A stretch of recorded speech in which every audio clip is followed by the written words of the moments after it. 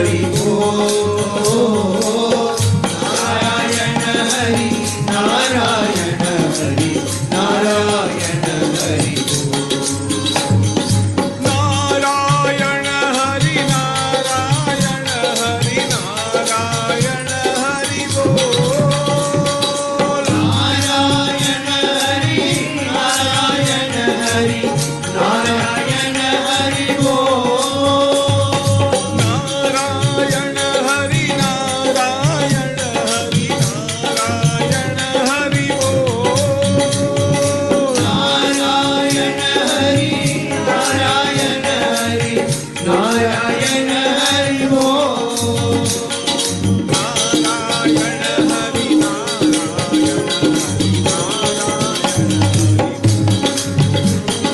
नारायण हरि नारायण हरि नारायण हरि नारायण हरि बोल।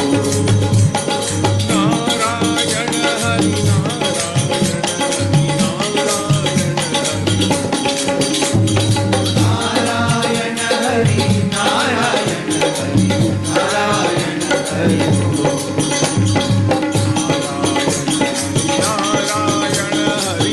नारायण हरि नारायण हरि नारायण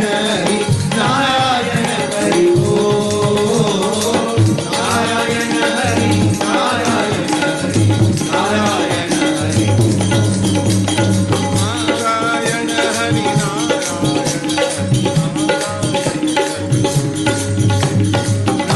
नारायण हरि नारायण हरि नारायण हरि नारायण हरि नारायण हरि नारायण हरि नारायण हरि नारायण हरि नारायण हरि नारायण हरि नारायण हरि नारायण हरि नारायण हरि नारायण हरि नारायण हरि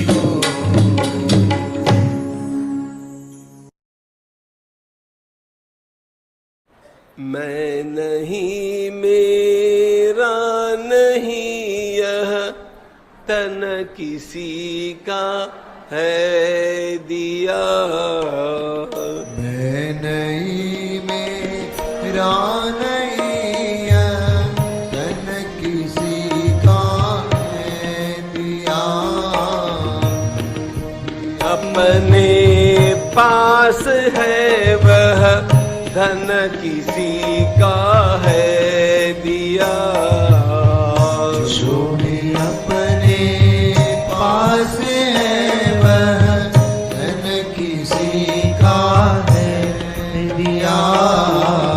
मैं नहीं मेरा नहीं यह तन किसी का है दिया। मैं नहीं मेरा नहीं यह तन किसी का है दिया। देने वाले ने दिया वह भी दिया किस शान से।